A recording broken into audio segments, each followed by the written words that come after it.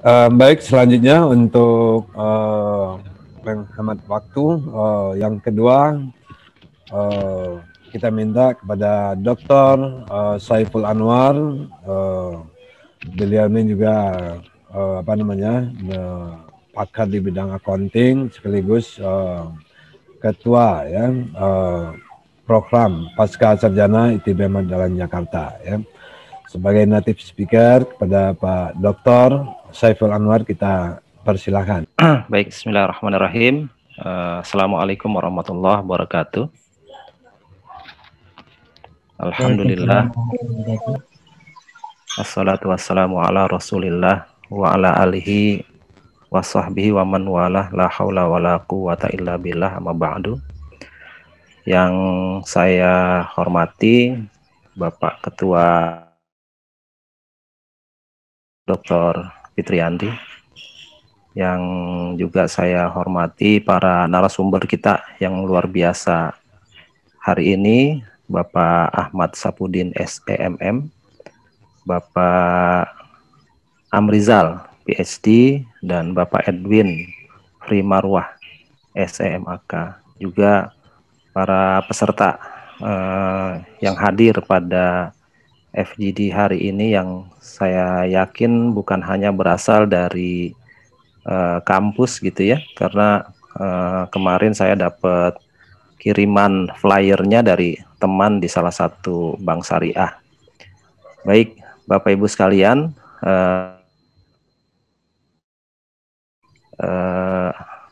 keynote speech saya pada chat ya, insya Allah akan kita sampaikan hari ini. Sebagaimana kita ketahui bahwa dampak COVID-19 terhadap perekonomian memang sangat signifikan terhadap seluruh sektor perekonomian. Berdasarkan data yang bersumber dari Economic Outlook Bank BRI, ini masih hangat sekali, disebutkan bahwa hampir seluruh sektor mengalami kontraksi. Kontraksi terbesar dialami oleh sektor transportasi yang mengalami langsung dampaknya akibat dari kebijakan PSBB dengan kontraksi sebesar minus 29,2%. Selanjutnya diikuti dengan industri akomodasi, food and beverage, seperti hotel, rumah makan, tempat wisata, itu mengalami kontraksi hingga minus 22,4%.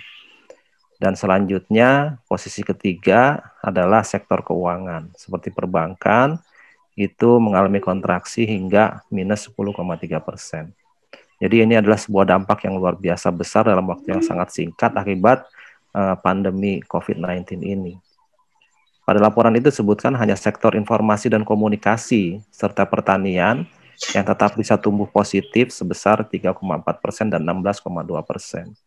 Ini ada semacam windfall bagi sektor informasi ya, karena membuat sebuah budaya baru bagi kita untuk tetap stay at home, bekerja dari rumah, belajar dari rumah, tapi kemudian membutuhkan teknologi informasi. Akhirnya peningkatan sebesar 3,4%. Nah, gambaran kondisi industri ini juga berdampak pada skala makro. Karena skala makro adalah kumpulan dari mikro-mikro itu kan, di mana akhirnya pertumbuhan ekonomi Indonesia mengalami kontraksi sebesar minus 3,49%. Dan ini terhadap isu sustainable finance. Jadi sustainability ini menjadi permasalahan karena ada kekhawatiran terhadap going concern dari masing-masing industri tersebut. Kekhawatiran inilah yang membawa isu going concern terhadap semua sektor usaha yang terdampak. Dan tentunya bagi akuntan itu akan menimbulkan risiko audit yang besar, terutama terkait dengan risiko salah opini. Ini merupakan sebuah tantangan terbesar bagi seluruh akuntan publik, tidak hanya di Indonesia maupun di negara-negara lain. Nah, tantangan terberat untuk menjawab risiko salah opini ini terkait dengan bagaimana kondisi going concern industri dan perusahaan yang diaudit, itu adalah bagaimana menyeimbangkan kapasitas dan independensi auditor, terutama dalam memahami validitas dengan expert judgment yang dimiliki pada aturan-aturan PSAK yang ada. Kalau kita coba flashback ke belakang, ada satu kasus paling terkenal dalam beberapa dekade belakangan tentang gagalnya sebuah KAP dalam mengeluarkan opini yang mungkin sudah sering kita pelajari di kelas gitu ya, di kampus, yaitu kasus Enron dengan KAP-nya yang bernama Arthur Andersen. Di mana akhirnya KAP Arthur Andersen ini dibubarkan. Nah, ada sebuah laporan yang menjelaskan bagaimana kondisi ini terjadi. Jadi, pada saat itu, laporan keuangan Enron yang kompleks menimbulkan pertanyaan dari pemegang saham dan analis. Model bisnis dan praktik-praktik tidak etis dari perusahaan ini, antara lain menampilkan data penghasilan yang tidak sebenarnya, serta modifikasi neraca keuangan demi memperoleh penilaian kinerja keuangan yang positif. Nah, kombinasi dari sekian banyak isu ini kemudian menyebabkan kebangkrutan Enron itu. Di samping itu, Enron menerapkan praktik akuntansi yang dikenal sebagai mark-to-market accounting, di mana pencatatan aset didasarkan pada nilai pasar bukan pada nilai bukunya. Praktik akuntansi ini juga memungkinkan Enron melaporkan profit berdasarkan proyeksi bisnis, bukan berdasar profit sebenarnya. Nah, akibat kondisi pencatatan yang tidak etis ini, itu membuat salah baca bagi para stakeholder pengguna laporan keuangan itu. Akibatnya, harga saham Enron menjadi naik berkali-kali lipat dari $40 menjadi $90,56. Dan pada saat itu diapresiasi sebagai one of the most admired and innovative companies in the world. Jadi luar biasa dampak terhadap independensi seorang akuntan.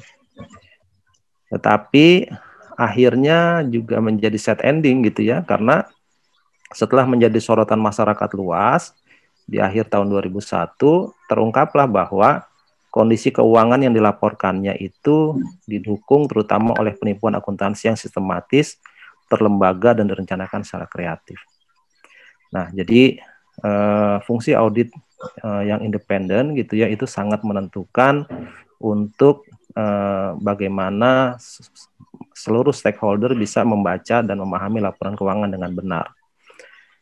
Nah, fungsi audit yang membantu stakeholder dalam menilai efektivitas usaha dan kelangsungan hidup sebuah perusahaan itu tidak hanya cukup dilihat dari skala mikro, tetapi juga memiliki fungsi kunci dalam pengembangan ekonomi sebuah negara. Saya membaca sebuah artikel jurnal ya berjudul Audit in the State Economic Security System.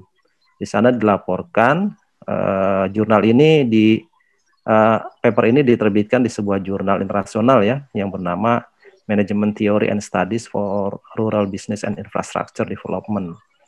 Di sana dijelaskan bahwa profesional audit yang independen merupakan salah satu kunci yang menentukan dalam pertumbuhan ekonomi sebuah negara.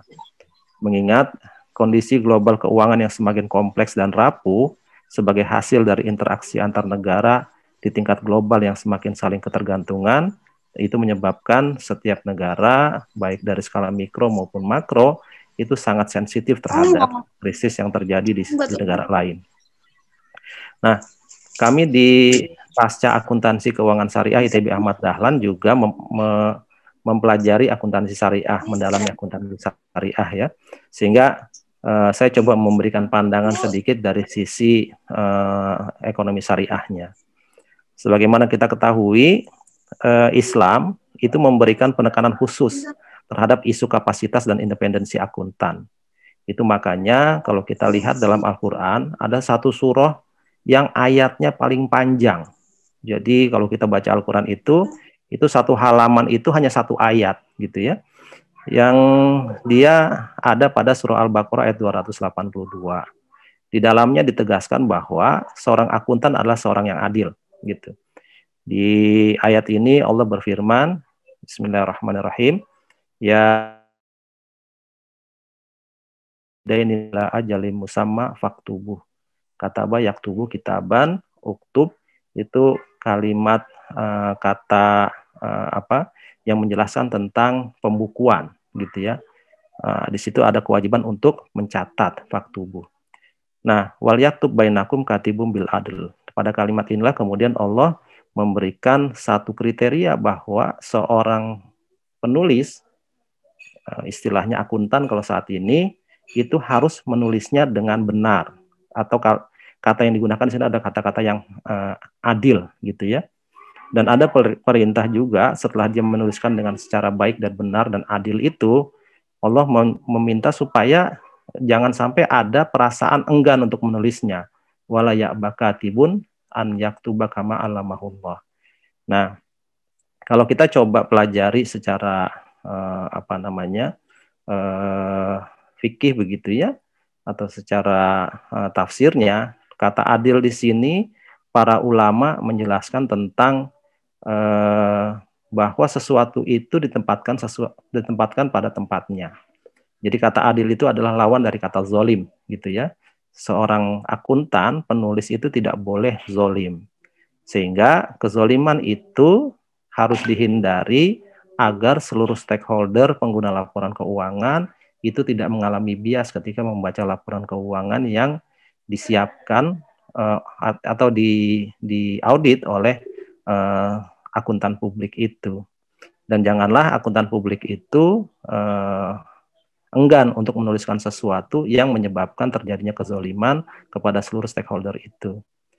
Dengan begitu maka kemampuan seorang auditor untuk tetap mengikuti aturan PSAK serta meningkatkan kapasitas dirinya untuk memiliki sebuah expert judgment yang baik gitu ya, itu menjadi sebuah keharusan dalam pandangan ekonomi syariah.